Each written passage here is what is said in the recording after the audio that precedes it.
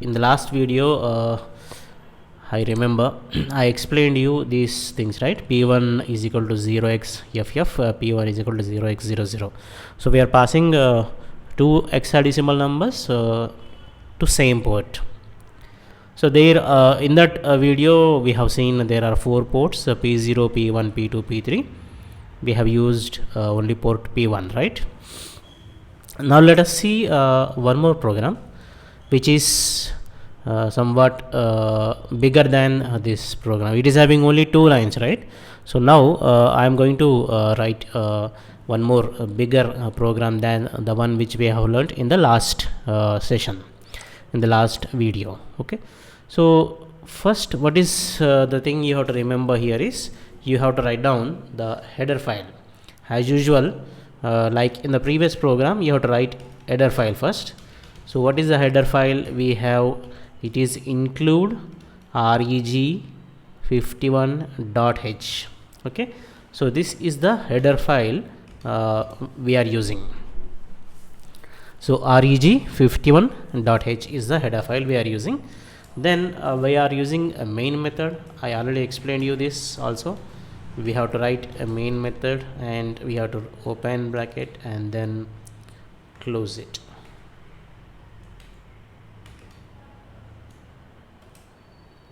Like this. Okay, so I told you it's better to save the file before writing something. So let me save it as e2.c. okay, I told you on that day why I am giving this file name. Already I have 1.c and I have 2.c, so I am using English version e1.c, e2.c. so now the first step is let me write p1 is equal to 0x. 0x indicates what? It indicates hexadecimal number. So p1 is equal to 0x. I will write the maximum value, otherwise I will write the minimum value. Okay, 00. Then enter. Next, p1 is equal to, same, capital P1 is equal to 0x hexadecimal number. It indicates hexadecimal number, and then you have to write opposite value of 0. So what is the opposite value of 0? 0's opposite value is 1. So what we have to do, actually you may get confused here. So let me write down its binary equivalent here. The number is in hexadecimal equivalent there. So its binary equivalent is 000 and then 0000. This is the binary equivalent of the number. Okay. So what is the opposite value of zeros? It is 1. So I want all ones. So instead of this value to be 0, I want 1. I want 1 again here. Okay. So this is the binary equivalent of the opposite value of the value which we have entered. So now you just calculate this value. What is this value? We know how to convert a binary number to hexadecimal number. So in hexadecimal format, we will use 8421. So this value will be 8. So 8 into 1, it is 8. Okay, plus, okay, let me write somewhere. The value will be 8 plus the value, the next value, 4 into 1 plus 4 and then 2 into 1 plus 2 and 1 into 1 plus 1. So what is this value? 8 plus 4 plus 2 plus 1 I got. So it is 8 plus 2 is 10, 10 plus 4 14 and plus 1 15. So if I start at 0, and if I count up to 9, how many numbers I will get? I will get totally how many? 10 numbers I will get. Even though I started counting up to 9 only, but I got the value 10 because the range of the numbers from 0 to 9 it is 10. Similarly, the range of numbers from 0 to 15 is 16. So that's what I am writing here. So I am writing F and F. Okay, so 8 plus 4 12 plus 2, 14 plus 1, 15. In hexadecimal format, F indicates it is a 15. Okay, but the range 0 to F indicates it is 16. Okay, so this is how we will be giving inputs for observing the blinking pattern. We have to give exactly the opposite value of whatever the input you have given once. Okay, here I give all zeros, so I give all ones. So here one thing what you have to remember is, in order to observe the transition, the LEDs which are getting connected to P1 will be in a blinking state. They will become on and they will become off. So if you want to observe the transition, so then what you have to do is, you have to insert a delay in between this on and off states. Okay, so LEDs will be on if you give this 0 0. P1 is equal to 0x00. All the LEDs which are connected to port P1, 8 LEDs will be in a on state. So you have to write a delay here. So delay can be written in many ways. So for the time being, let us learn how to write a delay by using for loop. For will create some delay by counting the events. Okay, so for I is equal to 0, I less than, I is equal to 0, I less than I plus plus. You already know, I think, this in your C language. For I is equal to 0, I less than I plus plus, then for I is equal to 0, I less than 500 or some value. You have to give some value here, and then I plus plus. Okay, so that is the first for loop I wrote there. So let me close it. So that is the first for loop I wrote there, and then one more for loop I will use inside that for loop. For j is equal to 0, for j is equal to 0, j less than 1275, j plus plus. So if you write like this, and if you put a semicolon here, it will create 1 millisecond delay. How much delay? It will create 1 millisecond delay. You can observe on the screen different colors. Comments are coming in green color. So this is a comment, right? If I put double slash, it will become a comment. And for loop is coming in blue color, numbers are coming in light blue color, something like that. Okay, so what is happening here? Just observe clearly. I use two for loops. First for loop is having second for loop inside that one. If we won't write anything, open bracket and close bracket for any for loop, immediate statement will become its statement. I mean, the one which is there immediately after the for loop will be in its loop. Okay, so it is just like, the meaning is like this. Sorry, the meaning of that for loop is something like this: open bracket and then close bracket here. Okay, so if we need not give this open bracket and close bracket for a statement which is only one statement is involved. So if you want, you can write it also, there is nothing wrong. And coming to the second one, second for loop is using a semicolon, which is against to the syntax of for loop. You may ask me, no, this is not against to the syntax of the for loop. The meaning of this second semicolon is, there is nothing to execute in that. Okay, there is nothing to execute in that statement, like this. There is just nothing to execute. It will be counting the events from j is equal to 0, and it will keep on going up to 1275. It will be counting 1275 events at that place. So for the clock, whatever we are connecting to 8051 microcontroller, this much events, counting of this much events will approximately give us 1 millisecond delay. I cannot say exactly 1 millisecond delay, but approximately 1 millisecond delay will be created. So for the first time we will be using this statement only. So what is the thing, see here how complicated it looks like.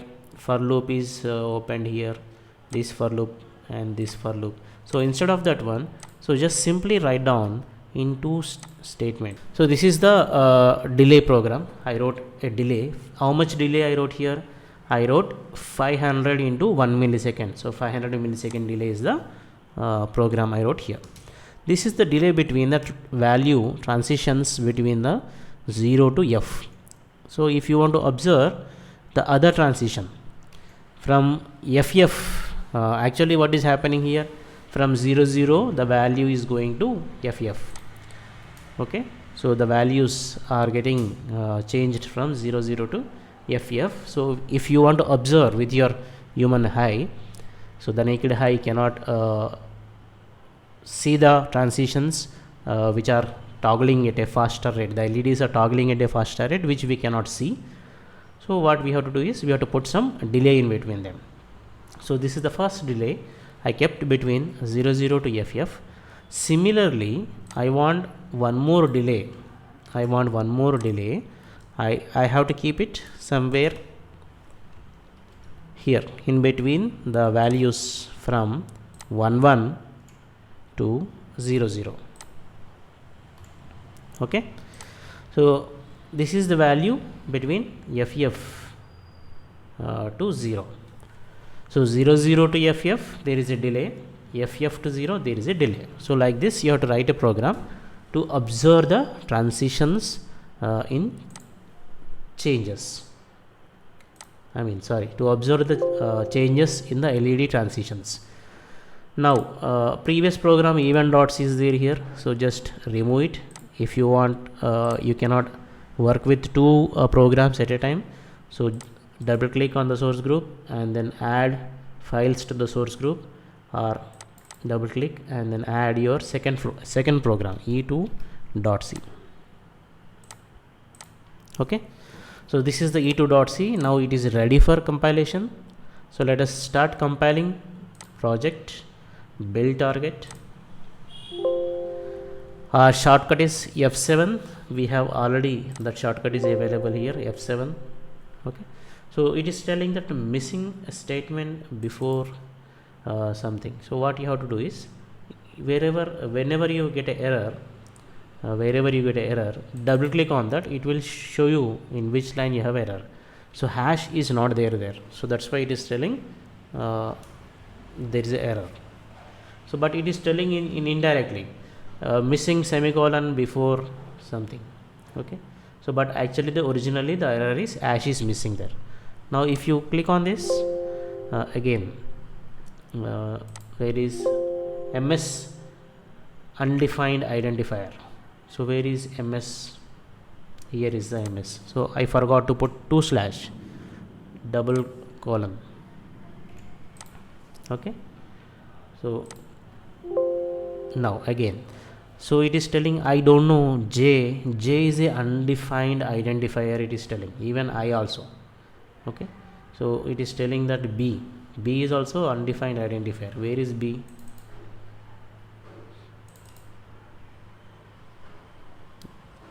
Here. Okay, so I have to put all those things in comments, otherwise it will show error. So I and j are undefined identifiers is the final error. Okay, that I am going to remove. So but to make the program simple, I would like to delete all these extra things, whatever that those are there on the screen. Otherwise you may think that writing a LED blinking program is difficult. Okay, so now I have removed everything except the error I and j, undefined identifier. We will get the rest of the things accepted. So now what is undefined identifier means? It is telling that I don't know what is I and what is j. So which you already learned in the first program, you have to declare it. Okay, so I got 0 errors, but I got 1 warning. What could be the warning written? I think missing return value. So sometimes your compiler is asking why to return something. Void main, you have to keep void main, and then you will get the 0 errors, 0 warnings. So once if you get 0 errors, 0 warnings, that shows that your compilation is successful, and then you have to go to debug session, then start debug session. Okay, so the previous program I have used already port 1, so it will automatically open. Otherwise we have to go to peripherals, you have to go to IO ports, you have to open port P1. Okay, it's already opened, so tick mark is there. Now other than that we don't want anything, because our output is going to come in this only. So in the last program we have seen this option step into. Now let us see the continuous run. This is the continuous run option. These two are available in debug mode also. One is run, step over, okay, and run to cursor line. All those things we will see later. So today we will see this run, continuous run. Okay, so if you click the continuous run, in the program there is a runtime error.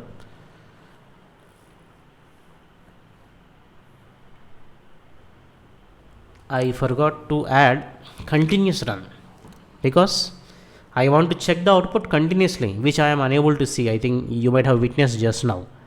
The LEDs are becoming on for some time, and then they are becoming off. So what I have to do is I have to check for this continuous run option. So while 1 is the continuous run, and then you have to close it again here. Okay, so again check for errors. There are no errors, no warnings. Then go to debug, start debug session, right, and then continuous run. Click on the continuous run. Now you can see the output is coming continuously.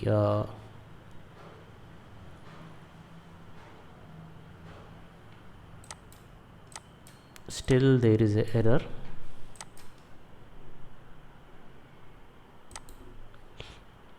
So let us come out of the debug mode and let us check what is going wrong in the program. I kept this while 1 at a wrong place. While 1, it should be above the P1. Okay, so while 1 should be above the P1. That means both P1 should have both transitions 0 0 and 1 1. Again compile, then again debug the program, then click on the continuous run. Now you can see the values are becoming 0 0 1 0 0 1 FF 0 0 FF. That means LEDs are becoming on off. 8 LEDs 0 to 7, they are becoming on off and on off. So this is how you will write a program. And some errors have come automatically, and some are created intentionally by me. So to make you to learn more. Okay, so some errors like this while 1 loop, I forgot intentionally. I didn't do it. I forgot it, but it helped you to learn what is the importance of while 1 loop in the program now. Okay, so all embedded C programs, all embedded applications will run in continuous loop only. That is, will run in while 1 loop only. Okay, so this is how we will write programs for LED blinkings. Okay, this is called LED blinking pattern. So in the next video we will see the rest of the patterns. So stop simulation.